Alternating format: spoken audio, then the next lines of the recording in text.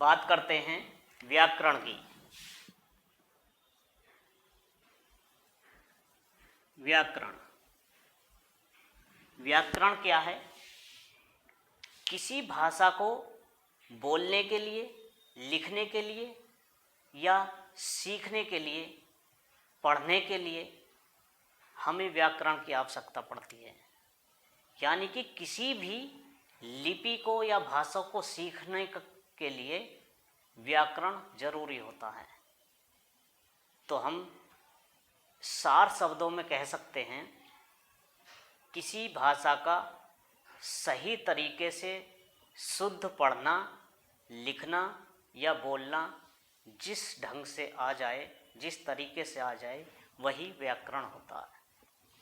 व्याकरण में सबसे पहला स्टेप जो होता है वह होता है वर्णमाला।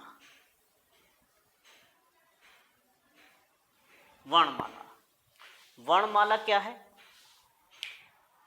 वर्णों का ऐसा व्यवस्थित समूह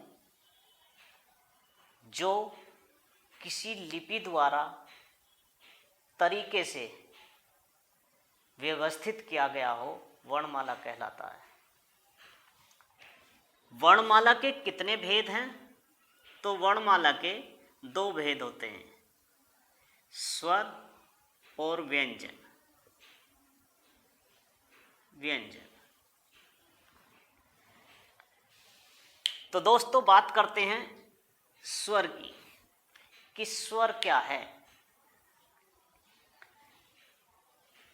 जिस ध्वनि के या जिस लिखित ध्वनि के अन्य टुकड़े न किए जा सकें, जो स्वतंत्र रूप से बोला जाए, वह स्वर होता है।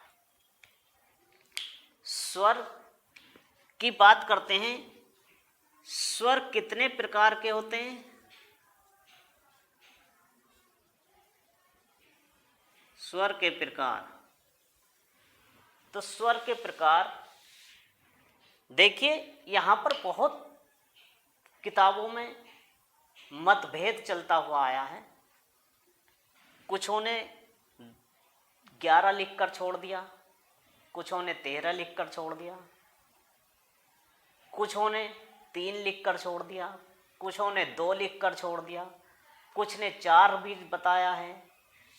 तो हम सही आंसर क्या लिखें कि स्वर के कितने प्रकार होते हैं? आज मैं आपको स्वर के इतने प्रकार बताऊंगा, इतना डीपली बताने जा रहा हूं कि आप इतना डीपली हो सकता है ना जानते हो। चलिए, नंबर 1, मात्रा के आधार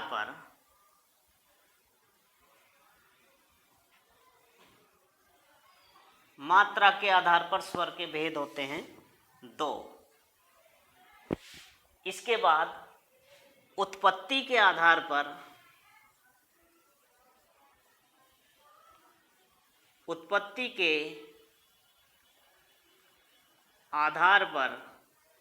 स्वर के भेद होते हैं 2। इसके बाद उच्चारण के आधार पर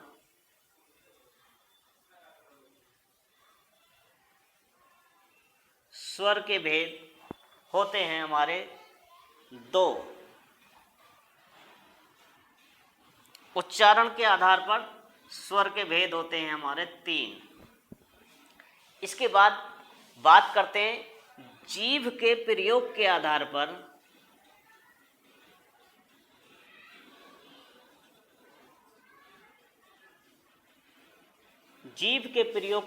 पर स्वर के भेद होते हैं हमारे 3। इसके बाद भी आता है मुंह के खुलने के आधार पर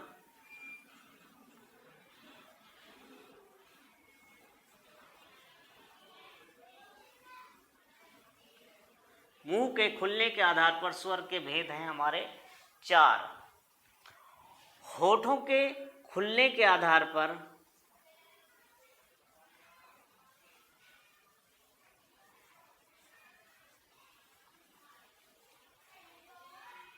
होठों के खुलने के आधार पर स्वर के भेद होते हैं हमारे 2। इसके बाद हवा के नाक व मुंह से,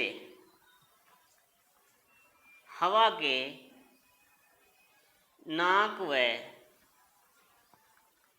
मुंह से निकलने के आधार पर स्वर के भेद हैं हमारे 2। इसके बाद भी घोषतव के आधार पर स्वर के भेद हैं हमारा 1। तो दोस्तों अब आप ये बताइए कि स्वर के भेद कितने भेद होते हैं। ये एक क्वेश्चन पूछ लिया जाए कि स्वर के कितने भेद हैं, तो हम स्वर के किस आधार पर कितने भेद बताएं। तो इन सभी का अच्छी तरह बहुत डीपली ज्ञान प्राप्त करने के लिए देखें हमारी अगली वीडियो। धन्यवाद। आइए बात करते हैं स्वर की।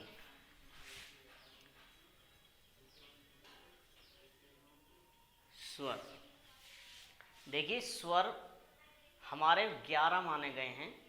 वैसे तो स्वर की संख्या 13 भी होती है, किंतु शिक्षा मंत्रालय ने केवल 11 ही स्वरों को मान्यता दी है। ये कौन कौन से हैं? ए, आ, ई, छोटा ऊ, बड़ा ऊ, रैसे ऋषि, ए, ऐ, ओ और आओ। इसके अतिरिक्त हमारे 2 स्वर और होते हैं, अंग और विसर्ग। ये 2 स्वर हमारे माने जाते हैं अर्धस्वर। अर्धस्वर यानी कि आधे, इन 2 की गिनती आधे स्वर में होती है और आधा व्यंजन में होती है। तो इनको शिक्षा मंत्रालय ने अलग कर दिया है। केवल स्वरों की संख्या हमारी 11 होती है।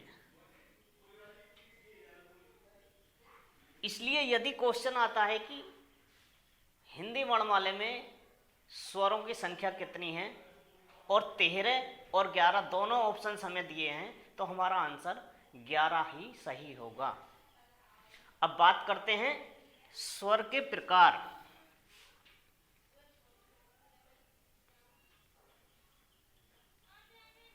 स्वर के प्रकार, तो देखिए स्वर के 2 प्रकार होते हैं।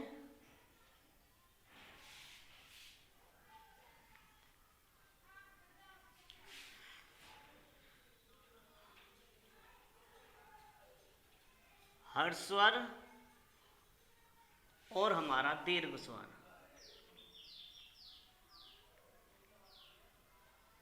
दीर्घ स्वर, हर्ष स्वर की संख्या होती है 4 और दीर्घ स्वर की संख्या है हमारी 7। हर्ष स्वर में हमारे कौन कौन से आते हैं? छोटा ए, छोटी ई, छोटा ऊ और रैसे ऋषि।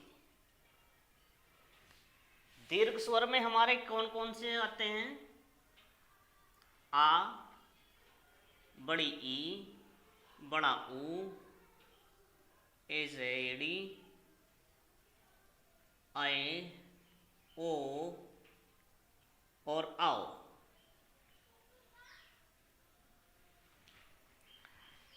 तो देखिए इनके अन्य नाम क्या होते हैं?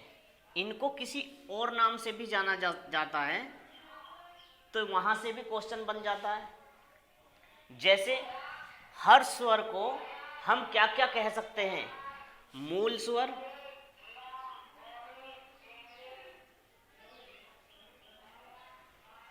मूल स्वर भी हर स्वर को कहते हैं। आदि स्वर,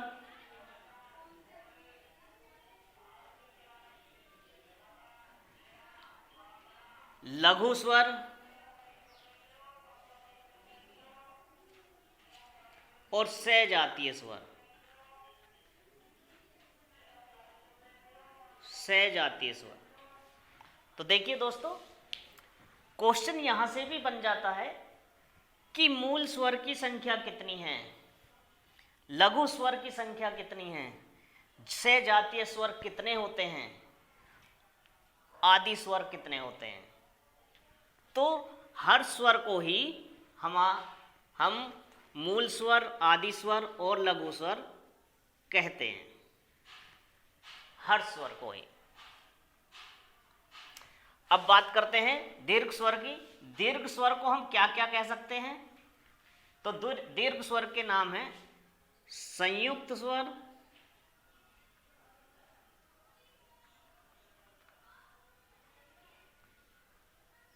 नंबर 2 मिश्रित स्वर,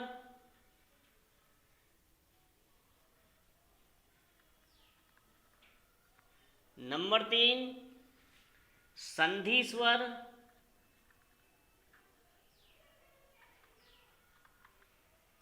नंबर 4 विजातीय स्वर।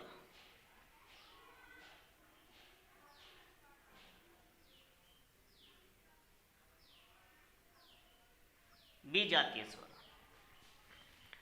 यहां से भी आपका क्वेश्चन बन सकता है कि संयुक्त स्वर की संख्या कितनी होती है, मिश्रित स्वर की संख्या कितनी होती है, संयुक्त स्वर की संख्या कितनी होती है और विजातीय स्वर की संख्या कितनी होती है। किसी भी तरह से क्वेश्चन बन सकता है, जरूरी नहीं है कि हम दीर्घ स्वर याद करके छोड़ दें, ये अधूरा ज्ञान है। अब बात करते हैं कि इन स्वर की बनावट क्या होती है।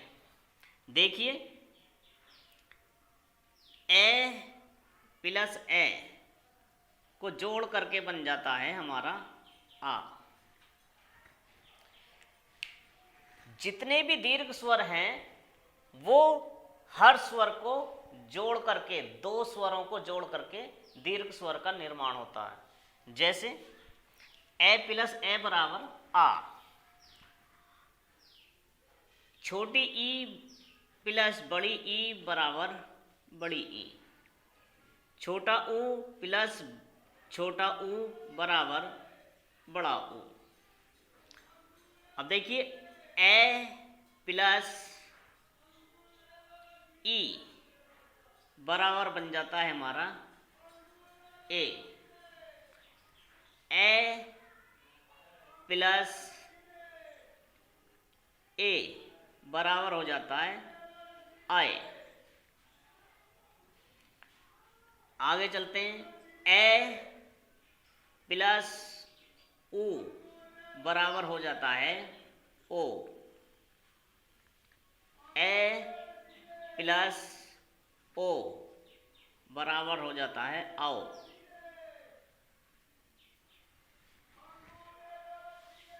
तो देखिए दोस्तों, यहां से भी क्वेश्चन बन सकता है कि ए का निर्माण किन दो शब्दों से मिलकर बना है, ओ का निर्माण किन दो शब्दों के मेल से हुआ है।